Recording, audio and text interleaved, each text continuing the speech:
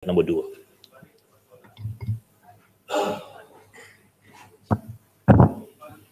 Tuan Ibu Ketua, bagi pihak Kementerian Pelancongan dan Kebudayaan, izinkan saya menjawab soalan ini bersama 4 lagi soalan ahli yang berhormat yang lain, iaitu Yang Berhormat Bukit Bintang pada 22 Mac, Yang Berhormat Kota Melaka pada 24 Mac, Yang Berhormat Petaling Jaya Selatan pada 6 April dan Yang Berhormat Pertatan pada 6 April kerana ia menyentuh perkara yang berkaitan iaitu kesan positif kepada industri pelancongan.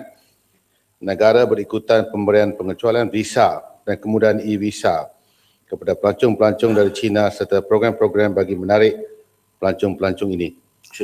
Terima kasih, Hormat. Tuan Ketua, Kementerian Pelancongan dan Kebudayaan Malaysia mensasarkan seramai 2.03 juta ketibaan pelancong dari negara China pada tahun 2016 selepas diberi pengecualian visa. Berikut adalah statistik ketibaan pelancong Cina dari tahun 2013 hingga tahun 2015. Tahun 2013, 1.79 juta. 2014, 1.61 juta. 2015, 1.68 juta. Pertumbuhan perbandingan di antara 2015 dengan 2014 ialah 4%. Bagi tempoh pelaksanaan perjalanan tanpa visa, Kementerian Pelancongan dan Kebudayaan masih belum memperolehi data ketibaan pelancong Cina, memandangkan Kementerian Dalam Negeri baru sahaja melaksanakan melaksanakannya pada 1 Mac 2016.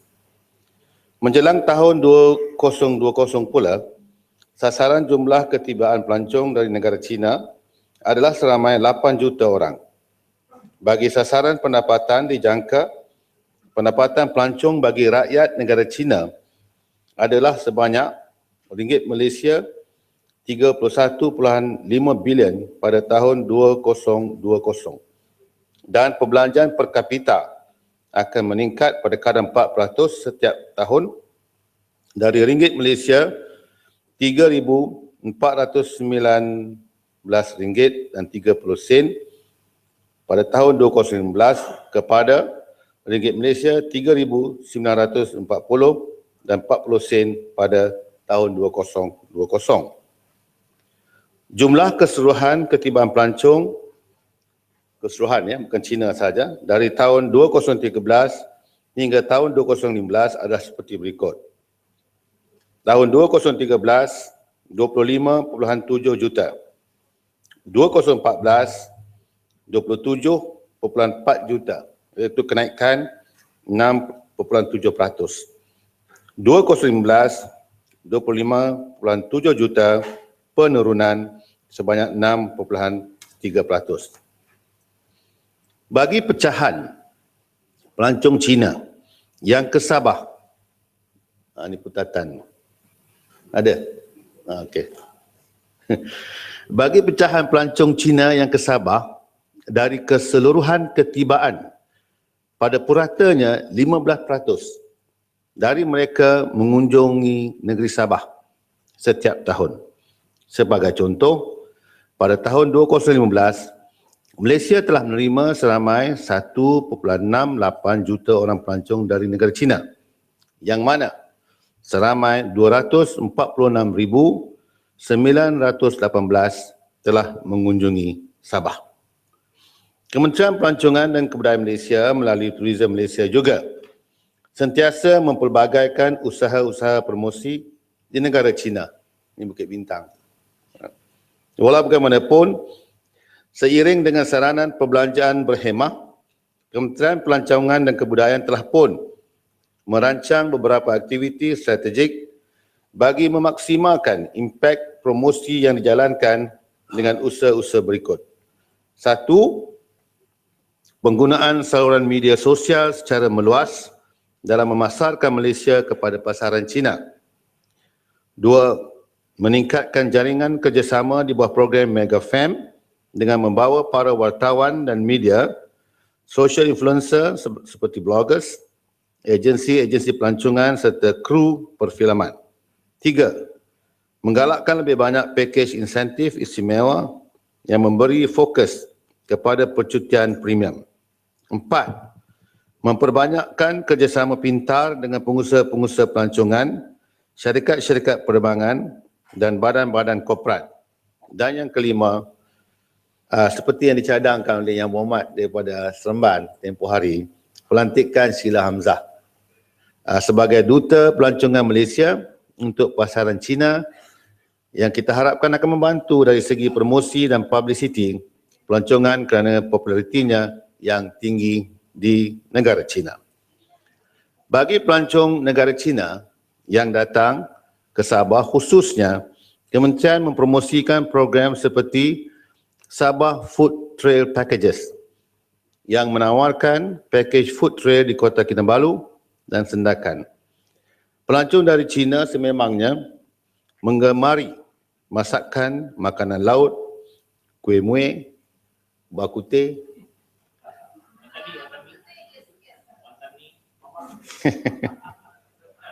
dan juga makanan lain seperti sarang burung dan tongkat asli.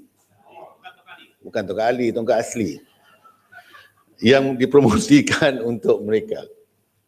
Di bawah program Mega Fam sendiri, Tourism Malaysia menjadi host kepada wakil ejen pelancong, media dan kru televisyen Cina ke Malaysia bagi membuat liputan dan merasai sendiri masakan dan makanan dari negeri Sabah. Terima kasih. Seremban. Terima kasih Tan Sri Ketua. Terlebih dahulu saya nak ucapkan syabaslah kepada Menteri kerana menerima cadangan saya tahun lepas untuk melantik Sheila Hamzah sebagai Duta Pelancongan Malaysia di negara China. Jangan lupa bagi tahu Sheila ini cadangan daripada Ahli Parlimen Seremban. Saya pun tahu bahawa semalam Yang Amat Berhormat Pekan telah meluruskan kepada Yang Berhormat Menteri untuk pergi lebih kerap ke negara China. Itu mungkin antara sebabnya. Yang Berhormat Menteri, saya nak bagi satu lagi cadangan kepada pihak kementerian, iaitu menggunakan pihak kementerian boleh menggunakan satu pendekatan baru untuk memasarkan produk-produk pelancongan kita khususnya di negara China, iaitu mungkin pihak kementerian boleh melihat untuk membuat filem usaha sama di antara negara China dengan Malaysia dan menggunakan pelakon-pelakon terkenal dari China ataupun Hong Kong dengan pelakon-pelakon di Malaysia. Sebab filem ini merupakan satu pendekatan, satu tools yang amat penting, amat powerful untuk memasarkan satu-satunya produk pelancongan. Dan saya cadangkan kepada pihak kementerian supaya melihat kemungkinan untuk melantik seorang pengarah Malaysia yang amat berbakat dan amat berpengaruh, yang baru-baru ini telah mengarahkan sebuah filem Ola Bola yang sangat telah memaparkan keindahan negara kita. Nama beliau ialah Chew Keng Guan, seorang pengarah yang amat berbakat dari berasal dari Batu Pahat, Johor. Dan saya harap ini dapat kita gunakan pendekatan ini untuk memasarkan produk pelancongan. Mungkin boleh lantik juga Sheila Hamzah sebagai pelakon sampingan dalam filem itu supaya dapat memasarkan lagi produk-produk kita. Itu cadangan saya harap pihak kementerian boleh memberikan sedikit bajet untuk membuat filem ini dalam masa yang akan datang. Yang keduanya, Yang Berhormat Menteri, berkenaan dengan fee visa. Walaupun pihak kerajaan telah mengumumkan bahawa untuk pelancong-pelancong dari China telah diberikan pengecualian visa. Fee visa telah dikecualikan dan permohonan visa telah pun dikecualikan. Namun jawapan yang saya terima daripada Kementerian Dalam Negeri mengatakan bahawa walaupun fee visa dikecualikan, namun charge untuk pemprosesan entry masih dikenakan kepada pengguna pada kadar $20. Saya memakikan persoalan ini semalam kepada Yang Amat Berhormat Bagan Datuk, tetapi beliau mengatakan bahawa ini telah pun dikecualikan semalam dalam mesyuarat Majlis Ekonomi. Saya nak tanya apakah status terkini daripada pihak Yang Amat Menteri. Terima kasih.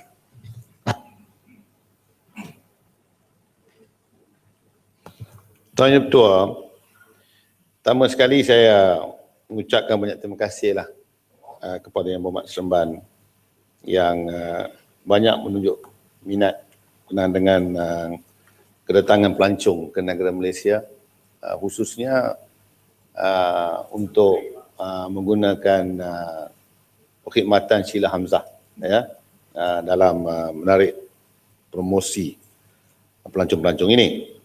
Saya amat bersetuju sekali dengan cadangan untuk kita mengadakan satu kerjasama dengan syarikat-syarikat production perfilman daripada negara China untuk mengadakan dia punya perfilmannya di Malaysia.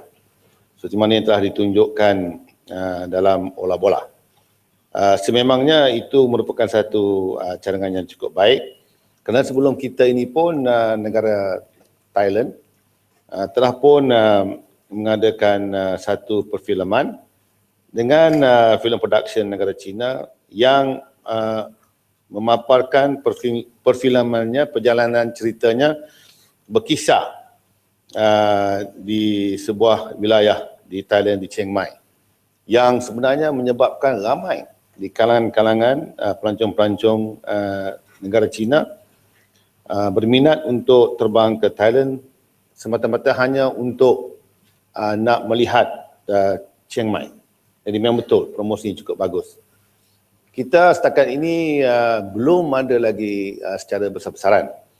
Tapi kita telah mempunyai pengalaman dalam hal ini dengan menjemput Bollywood dan juga Mollywood. Mollywood ni Mollywood bila sebut Mollywood, Ipoh Barat angkat tengkuk, fahamlah. Itu Rajinikanth ya. Mereka Rajinikanth sendiri, kita amat berterima kasih kepada beliau melakukan perfilman di negeri Melaka. Dan belum pun lagi filem tu dah habis, Tuan Ibu Ketua, sambutannya amat begitu hebat sekali. Sudah ramai pelancong-pelancong India datang ke Malaysia untuk melawat Melaka. Jadi impaknya memang begitu bagus sekali dan saya bersetuju supaya ini akan diadakan dan Yang Hormat cuba cadangkanlah mana-mana. Saya kira Sheila Hamzah dia penyanyi. Saya ingat kalau Yang Hormat cadangkan kepada saya berjumpa dengan Gong Li ke, berjumpa dia seperti cemburu kan? Fang Pepe kan? Biar seputi yang buat cadangan. Ya, seputi yang buat. Biar Yang Hormat seputi kena buat cadangan, dia cadang ke lelaki aktor saja. Jadi saya nak minta Yang Hormat Seremban cadangkan ya. Saya percaya dengan adanya aktris-aktris yang popular dalam filem ini sudah tentu. Untuk makluman Yang Berhormat Menteri, Andy Lau adalah isterinya orang Malaysia. Ya betul. Ya. Betul, memang saya setuju. Saya cerita itu saya baca juga ya, Andy Lau. Jadi boleh jemput Andy Lau juga datang, saya percaya ramai akan datang. Jadi saya setuju Yang Hormat, kita sebagai permulaan seperti mana Perdana Menteri juga telah mencadang untuk saya pergi ke China selalu, saya akan bawa Yang Hormat Seremban, kita berjumpa dengan Gong Li lah. Saya minat Gong Li. Dia memang seorang aktris yang cukup orang kata apa, menarik ya. Saya setuju. Keduanya berkenaan dengan visa ni. Sebenarnya bukan ada apa-apa masalah Yang Hormat. Kerana orang tidak memahami sebenarnya yang menyebabkan berlaku orang kata apa, bermacam-macam orang kata apa, spekulasi dalam soal ini. Biar saya berjelaskan. Yang Berhormat Timbalan Perdana Menteri telah pergi ke negara China sebelumnya hari besar China tahun baru berjumpa dengan orang kuat Parti Komunis China iaitu Setiausaha Agongnya, bincang khusus berkenaan dengan visa ini sahaja. Jadi saya nak maklumkan hasil daripada perjumpaan Yang Berhormat Timbalan Menteri dengan Setiausaha Agong Parti Komunis China, kita telah bersetuju iaitu bahawa Malaysia telah memaklumkan kepada Setiausaha Agong itu menerima baik pelancong-pelancong daripada negara China yang jumlahnya pada tiap-tiap tahun ialah 120 juta pelancong-pelancong daripada China pergi ke luar negara. Kalau kita dapat tak usah kata 10%, ya 10% tu dah 12 juta. Kalau kita dapat 2.5% pun dah cukup dalam 4 juta begitulah ya. Jadi kita telah menyatakan kita menerima baik pelancong-pelancong Cina datang ke negara kita dan kita memudahkan kedatangan mereka ke negara kita dengan kita memperkenalkan 2 skim. Satu dipanggilnya entry, ENTRI. Entry ini bermaksud iaitu bagi pelancong-pelancong negara Cina yang nak datang ke negara kita setakat 15 hari. Dia daripada rumah boleh online. Ya, boleh online untuk mendapat slip bahawa mereka dah akan berminat untuk datang ke Malaysia. Maka dengan adanya slip itu dalam masa 24 jam, ya, dalam masa 24 jam dia akan mendapat slip untuk diberikan kepada dia dan dengan itu dia boleh membeli tiket kapal terbang terus datang ke negara Malaysia. Tak bangkitlah soal 2 orang ke, lebih daripada 2 orang ke, tak ada bangkit soal itu. Jadi dia boleh memohon secara online, kemudian dikenakan bayaran sebanyak 20 USD. 20 USD, ya. 20 USD itu saya kira dalam RM100 lah, ya, dalam RM100. Kemudian kalau seorang pelancong itu berminat untuk tinggal lebih daripada 15 hari tapi kurang daripada 30 hari, dia boleh secara online memohon untuk mendapat e-visa. E-visa ini dalam masa 48 jam mengikut hari kerja akan dapat slip dan diberikan kepada mereka slip itu dan dengan slip itu dan dengan bayaran sebanyak 25 USD. 25 USD, maka dia boleh angkut beg dia, beli tiket, datang ke Malaysia. Mestinya direct flight daripada China terus ke mana-mana tempat di Malaysia seperti Kota Kinabalu, Kuala Lumpur, Langkawi, Penang, ya ini 4, 5 dan Kuching, ya 5. Jadi ini kemudahan untuk mereka. Tetapi ramai lagi masih mahu mengguna OSC, One Stop Center yang wujud di Beijing, ya. Ramai yang masih lagi mengguna One Stop Center kita yang kadang-kala menerima 1,000, 2,000, 5,000 pasport yang mereka memohon untuk mendapat visa. Mereka tidak buat online. Dia hantar kepada One Stop Center. Jadi bila dia hantar ke One Stop Center ini akan menguruskan dan sudah tentulah ada charge perkhidmatan. Dan charge perkhidmatan inilah yang kita kenakan setakat hari ini setakat hanya 120 yuan, iaitu RM60 saja. Tapi dicadangkan untuk dinaikkan kepada 200 yuan, iaitu RM100.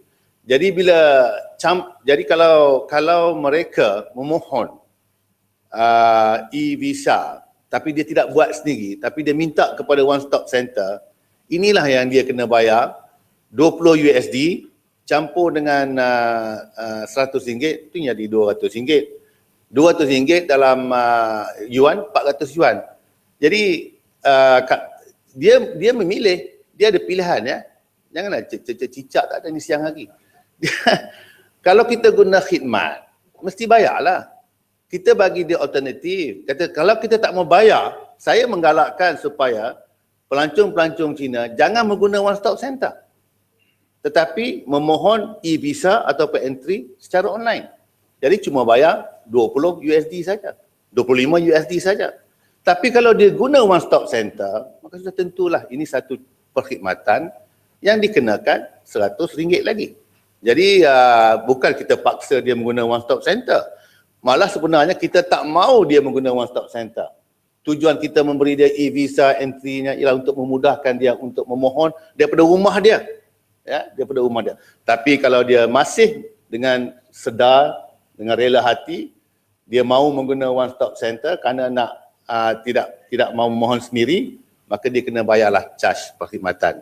Jadi sebab itulah tidak ada dan saya mahu beritahu di sini iaitu kalau sekiranya mana-mana syarikat seperti One Stop Center, kalau dia mau menaikkan charge dia, dia tidak boleh secara unilateral mengumumkan bahawa dia akan charge 100 yuan ke 200 yuan ke. Dia tidak boleh buat demikian, melainkan dengan kebenaran daripada Kementerian Dalam Negeri. Jadi tidak betul apa yang telah dilaporkan dalam Sincu itu yang mengatakan seolah-olah kita ni tidak ikhlas, kita flip-flop. Itu tidak betul. Kerana ini adalah satu laporan yang tidak benar. Mereka hanya memetik sumber-sumber. Saya telah bertanya pada Sincu, mana sumber dia? Dia tidak dapat bagi kepada saya di mana sumbernya. Jadi bermakna bahawa dia hanya menulis atas dasar dia dengar apa orang cakap. Jangan dengar apa orang cakap. Apa-apa soal menaikkan fee, kebenarannya mesti datang daripada dan pengumumannya mesti dibuat oleh Kementerian Dalam Negeri. Jadi saya harap tidak ada soal confusion di sini. Saya nak cakap dalam Dewan, Sincu silap menulis. Ya, silap menulis. Kerana saya mahu Sincu lebih bertanggungjawab di masa akan datang, kerana apa yang ditulis itu telah pun mendatangkan satu suasana yang tidak baik di antara negara China dan Malaysia. Kita tidak pernah, orang kata apa, tidak ikhlas dalam hendak menerima pelancong-pelancong Cina ke negara kita. Kita ikhlas dan kita memudahkan kedatangan mereka ke negara kita. Tatan. Terima kasih Tan Sri Yang di-Pertua. Dengan jawapan yang secara menyeluruh, kebanyakan soalan tambahan saya sudah dijawab. Sebenarnya soal Sincu.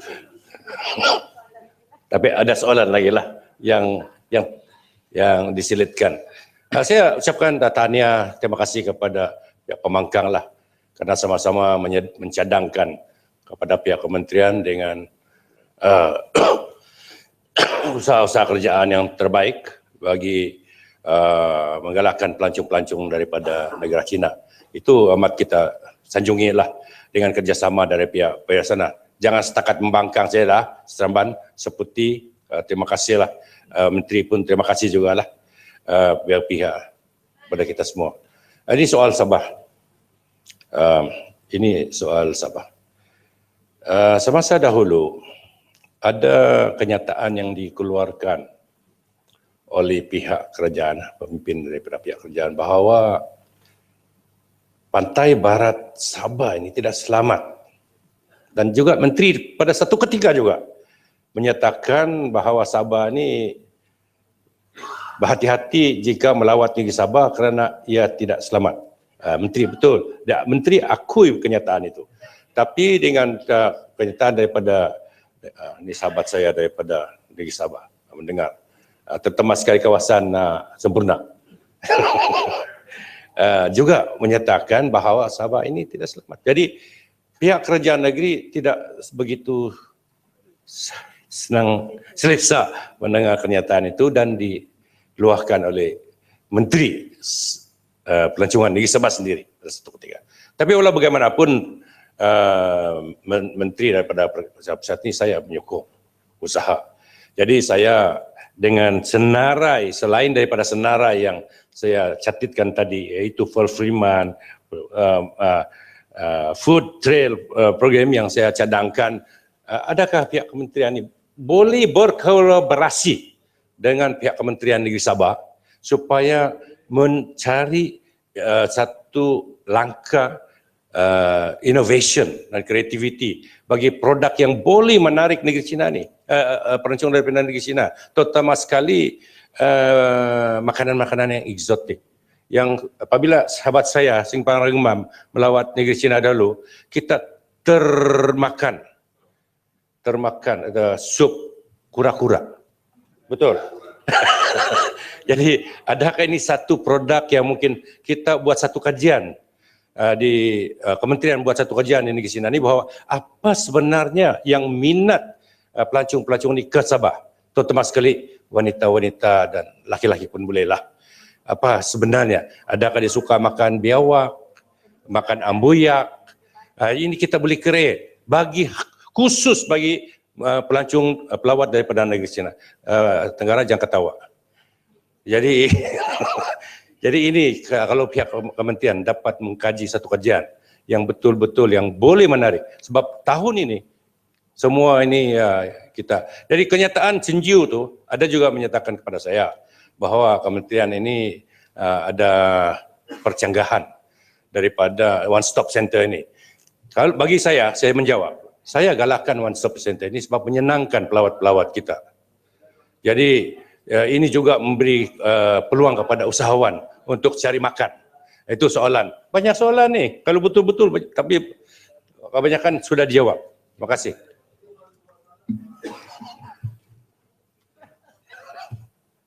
Pertama sekali, Petatan, saya nak